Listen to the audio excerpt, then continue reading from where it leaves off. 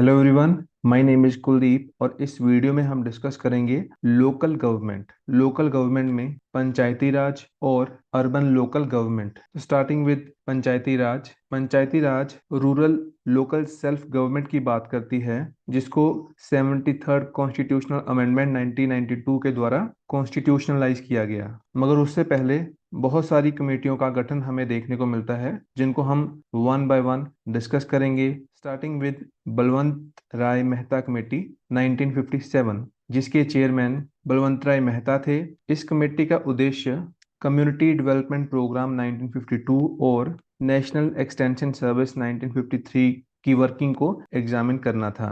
1957 में इस कमेटी ने अपनी रिपोर्ट सबमिट की और डेमोक्रेटिक डिसेंट्रलाइजेशन की रिकमेंडेशन की बात की, जिसको बाद में पंचायती राज के नाम से जाना गया।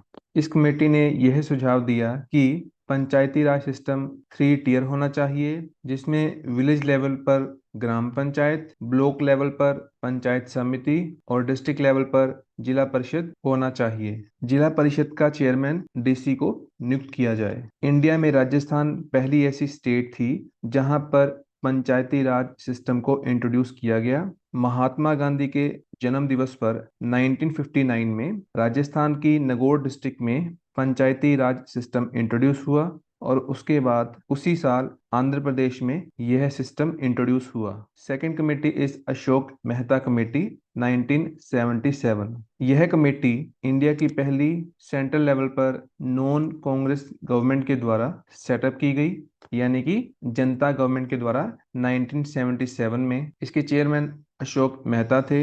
इस कमेटी ने अपनी रिपोर्ट 1978 में सबमिट की, जिसमें 132 रिकमेंडेशंस दी गई और साथ में इन्होंने बोला कि 2 टियर सिस्टम जो है इंट्रोड्यूस होना चाहिए। मगर क्योंकि जनता गवर्नमेंट अपना टेन्यूर पूरा नहीं कर पाई थी, इसीलिए यह कमेटी कोई भी एक्शन नहीं ले पाई। नेक्स्ट, जीबी के राव कमीशन 1985।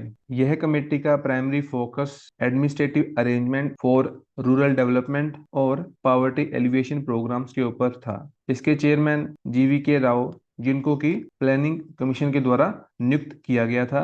इस कमेटी की रिपोर्ट इस कंक्लूजन के ऊपर आई कि डेवलपमेंट प्रोसेस धीरे धीरे अफसरशाही की तरफ चला गया है और पंचायती राज से दूर हो गया है, और इस सारे सिस्टम को उन्होंने बोला ग्रास विदाउट रूट्स। इस कमेटी ने यह सुझाव दिए कि पंचायती राज इंस्टीट्यूशन डिस्ट्रिक्ट और लोअर लेवल पर इस्टेब्लिश होने चाहिए और उनके द्वारा रूरल डेवलपमेंट प्रोग्राम्स की प्लानिंग, इम्प्लीमेंटेशन और मॉनिटरिंग के ऊपर फोकस किया जाना चाहिए।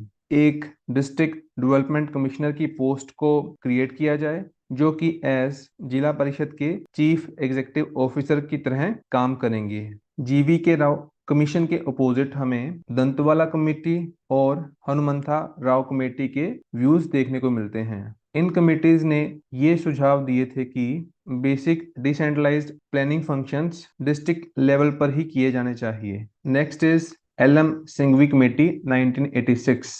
पंचायती राज इंस्टीट्यूशन की डेमोक्रेसी और डेवलपमेंट को दोबारा से जीवित करने के उद्देश्य से इस कमेटी का सेटअप किया गया, जिसके चेयरमैन एल.एम. सिंघवी थे और इस कमेटी को राजीव गांधी गवर्नमेंट के द्वारा फॉर्म किया गया। इस कमेटी ने यह सुझाव दिए कि पंचायती Raj institution constitutionally recognise, protect और प्रिजर्व होना चाहिए। विलेजेस के ग्रुप्स के लिए न्याय पंचायत स्थापित होनी चाहिए। विलेज पंचायत के पास ज्यादा फाइनेंशियल रिसोर्सेज होने चाहिए। एंड फाइनली, पंचायती राज का कॉन्स्टिट्यूशनलाइजेशन। राजीव गांधी गवर्नमेंट ने 64th अमेंडमेंट 1989 को इंट्रोड्यूस किया, जो लोकसभा से तो पास हो गई मगर राज्यसभा से नहीं हो पाई। उसके बाद वीपी सिंह की गवर्नमेंट ने 2 दिन की कॉन्फ्रेंस 1990 में सभी सीएम की बुलाई under the chairmanship of VP Singh, और इस कमेटी ने एक फ्रेश कॉन्स्टिट्यूशनल अमेंडमेंट के प्रपोजल को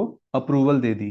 सितंबर 1990 में इस बिल को लोकसभा में इंट्रोड्यूस किया गया, मगर क्योंकि उस वक्त सरकार गिर गई, इसीलिए ये बिल लैप्स हो गया। उसके बाद नरसिम्हा राव कमेटी 1992, उस वक्त की कांग्रेस सरकार के द्वारा under the leadership of Narasimha Rao. यह कमेटी हमें देखने को मिलती है। पंचायती राज बिल 1991 में लोकसभा में इंट्रोड्यूस हुआ।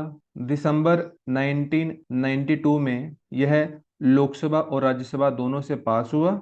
देन 17 स्टेट्स ने इसको अपनी अप्रूवल दी और 93 में राष्ट्रपति ने अपनी इसे मंजूरी दी। और फाइनली ये bill as 73rd constitutional amendment act 1992 हमारे सामने आता है और 93 में यह इम्प्लीमेंट हो गया।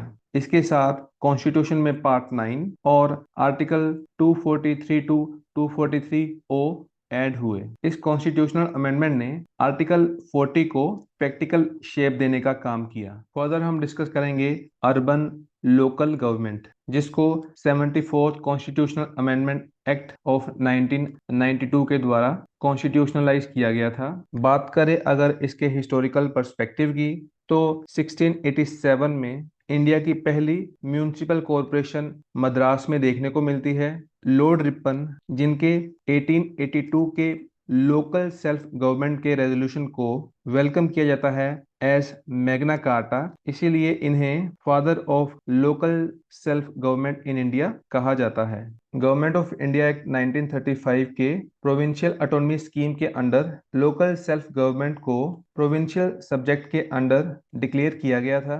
अर्बन लोकल गवर्नमेंट का कॉन्स्टिट्यूशनलाइजेशन सबसे पहले राजीव गांधी की सरकार ने 65th कॉन्स्टिट्यूशनल अमेंडमेंट 1989 में इंट्रोड्यूस की, यानी कि नगर पालिका बिल इन लोकसभा, जो कि लोकसभा से तो पास हो गया मगर राज्यसभा में डिफीट हो गया। देन उसके बाद नेशनल फ्रंट गवर्नमेंट ने 1990 में इसे दोबारा से री इंट्रोड्यूस किया एज म्यूनिसिपैलिटी बिल। हालांकि ये बिल पास नहीं हो सका क्योंकि उस वक्त सरकार भंग हो गई थी।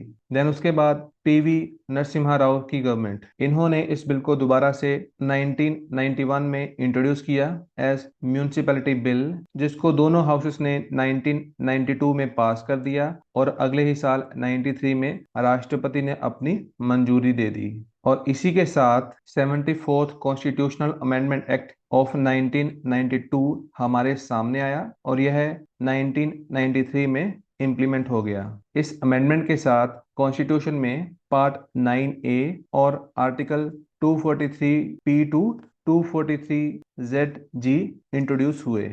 यह एक्ट हर एक स्टेट में 3 तरह की म्यूनिसिपैलिटी की बात करता है। नंबर 1, ट्रांजिशनल एरियाज में नगर पंचायत होती है। स्मॉलर अर्बन एरिया में म्यूनिसिपल काउंसिल होती है और लार्जर अर्बन एरियाज में हमें म्यूनिसिपल कॉरपोरेशन देखने को मिलती है। So this is all about this lecture. Thank you very much.